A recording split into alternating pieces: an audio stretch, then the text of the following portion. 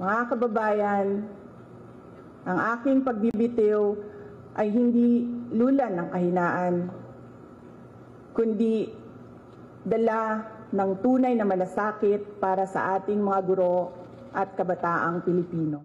Edukasyon. Ang napansin ko sa ating bansa, matagal tayong sumabay sa pagbabago. Kung makikita ninyo, sobrang modern na ng ibang bansa. Pero tayo, nandun pa din tayo sa papel at lapis. Example lang yan. Ang daming pwedeng gawin para sa modernisasyon ng edukasyon. Pero sobrang bagal ng pag-ikot ng ligid. So, tawag sa ligid. Bulok. Sobrang bagal ng pag-ikot ng gulong ng pagbabago.